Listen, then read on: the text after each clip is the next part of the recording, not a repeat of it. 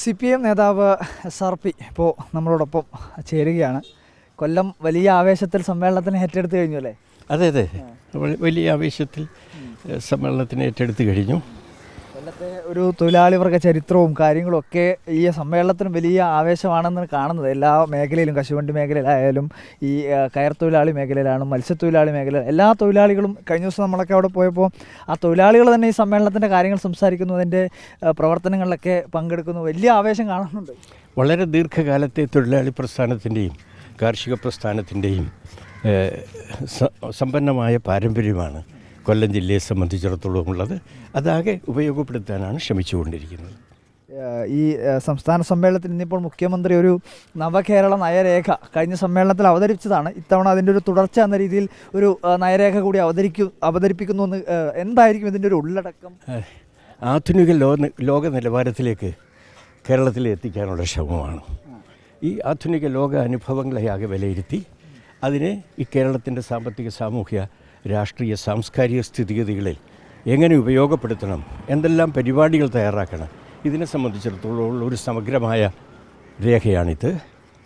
കഴിഞ്ഞ കാല കേരളത്തിലെ എല്ലാ അനുഭവങ്ങളെയും വിലയിരുത്തിക്കൊണ്ടാണ് കേരളത്തിൻ്റെ വികാസത്തിന് ഇനി എന്തു വേണം എന്നതിനെ സംബന്ധിച്ച് ഈ രേഖയിൽ പരാമർശിക്കുന്നത്. സാധാരണ ഇതിൽ കേന്ദ്ര കമ്മിറ്റിയുടെ അനുമതിയോടുകൂടിയായിരിക്കും ഇങ്ങനെ സംസ്ഥാന സമ്മേളനങ്ങൾ അല്ലേ? തീർച്ചയായിട്ടും കേന്ദ്ര കമ്മിറ്റിയുടെ പങ്കാളിത്തമുണ്ട് ഇതിനെല്ലാം.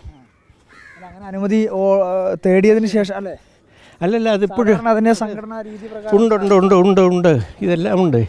ഇപ്പോൾ കഴിഞ്ഞ പാർട്ടി കോൺഗ്രസ് അതിനു മുമ്പ് നടന്ന സംസ്ഥാന സമ്മേളനവും അംഗീകരിച്ചതാണ് നവകേരള വികസനത്തിനുള്ള കാഴ്ചപ്പാടിൻ്റെ രേഖ. അതിന് കഴിഞ്ഞ 3 കൊല്ലക്കാലത്തെ അനുഭവങ്ങളെ വിലയിരുത്തിക്കൊണ്ട് ഇനി എന്തു വേണം എന്നുള്ളതാണ് ഇപ്പോഴത്തെ രേഖയിൽ ചർച്ച ചെയ്യുന്നത്. ഈ നയരേഖയുമായി ബന്ധപ്പെട്ടുകൊണ്ട് വലിയ രീതിയിൽ വിമർശനമായി വരുന്നത് പാർട്ടിയുടെ ഒരു പ്രത്യയശാസ്ത്ര കാഴ്ചപ്പാടെന്നൊക്കെ വ്യതിചലിച്ചുകൊണ്ട് ഈ നിക്ഷേപങ്ങൾ ഉൾപ്പെടെ ഇവിടത്തേക്ക് ആകർഷിക്കുക, അല്ലെങ്കിൽ വലിയ കമ്പനികൾക്കൊക്കെ ഇടപെടുക്കുക തുടങ്ങിയിട്ടുള്ള ഒരു വിമർശനങ്ങളൊക്കെ ഉയരുന്നുണ്ട്. അപ്പോൾ അത്തരത്തിലൊരു പ്രത്യയശാസ്ത്ര വ്യതിയാനം ഒന്നുമല്ല. ഈ പ്രത്യയശാസ്ത്രം എന്ന് പറയുന്നത് ലോക അനുഭവങ്ങളെ ആകെ വിലയിരുത്തിക്കൊണ്ട് മനുഷ്യൻ്റെ പുരോഗതിക്ക് എന്തു വേണമെന്നുള്ളതിനെ സംബന്ധിച്ച് ആലോചിച്ച് നിഗമനത്തിലെത്തുന്നതാണ് പ്രത്യയശാസ്ത്രം. പ്രത്യയശാസ്ത്രം മുമ്പ് ജനിച്ചെടുത്ത് സ്തംഭിച്ച് നിൽക്കുന്നതല്ല.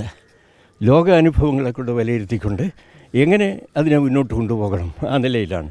മാർക്സും എംഗൽസും എഴുതിയ കാലത്ത് സ്തംഭിച്ച് നിൽക്കുകയല്ല, അതിൻ്റെ ലോക അനുഭവങ്ങളെ വിലയിരുത്തിക്കൊണ്ടാണ് മാർക്സിസം വികസിച്ചുകൊണ്ടിരിക്കുന്നത്.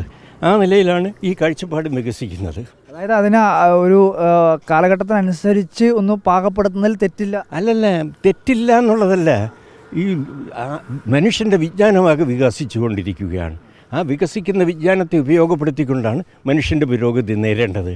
അല്ലാതെ കഴിഞ്ഞ കാലത്തെ നമ്മുടെ കാഴ്ചപ്പാടിൻ്റെ അടിസ്ഥാനത്തിൽ മാത്രമല്ല, അതിനുശേഷമുള്ള എല്ലാ അറിവുകളെയും ഉപയോഗപ്പെടുത്തിക്കൊണ്ടാണ്. ആ നിലയിലാണ് മനുഷ്യൻ്റെ വളർച്ച. അറിവുകളുടെ വളർച്ചയുടെ ഭാഗമായിട്ടാണ് മനുഷ്യൻ്റെ വളർച്ച.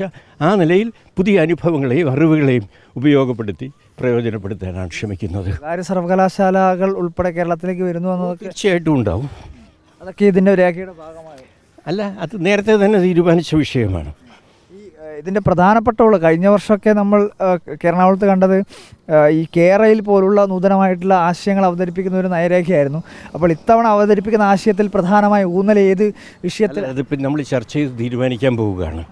നമ്മൾ ഈ കേരളത്തിലെ അനുഭവങ്ങൾ, ഇന്ത്യയുടെ അനുഭവങ്ങൾ, ലോകത്താകെയുള്ള അനുഭവങ്ങൾ, ഈ അനുഭവങ്ങളെ ഉൾപ്പെടുത്തിക്കൊണ്ട് ആധുനിക ലോക നിലവാരത്തിലേക്ക് കേരളത്തിൻ്റെ ജീവിത സാഹചര്യങ്ങളെ എങ്ങനെ എത്തിക്കാനാവും, ആ തരത്തിലുള്ളൊരു പരിശോധനയും വിലയിരുത്തലുമാണ് ഈ രേഖയിൽ നടത്തുന്നത്. കഴിഞ്ഞ ദിവസം പ്രകാശ് കാരാട്ട് ഡൽഹിയിൽ പറഞ്ഞത് ഓരോ സംസ്ഥാനത്തിനും ആവശ്യമായ രീതിയിലുള്ള പ്രായപരിധി മാനദണ്ഡം ആ സംസ്ഥാനം ഏർപ്പെടുത്തുന്നതാണ്.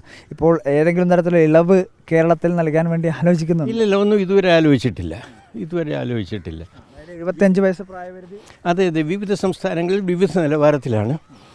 അങ്ങനെ അവരെ കമ്മിറ്റിയിൽ നിന്ന് ഒഴിവായി കഴിഞ്ഞാൽ അവരുടെ സേവനങ്ങളെയും അനുഭവങ്ങളെയും എങ്ങനെ പാർട്ടിക്ക് പ്രയോജനപ്പെടുത്താം എന്നതിനെ സംബന്ധിച്ചുള്ള സംവിധാനവും പാർട്ടിയിലുണ്ട്. യുവാക്കളെ കൂടുതലായി ഇത്തവണ സംസ്ഥാന കമ്മിറ്റിയിൽ പ്രതീക്ഷിക്കാം. അതെല്ലാം തീർച്ചയായിട്ടും വരുന്നതല്ലേ. എന്തായാലും ഒരു തലമുറ മാറ്റം എന്തായാലും അല്ലല്ലേ, പഴയ തലമുറയോടൊപ്പം പുതിയൊരു തലമുറയെ കൂടി കൊണ്ടുവരാനുള്ള ശ്രമമാണ്.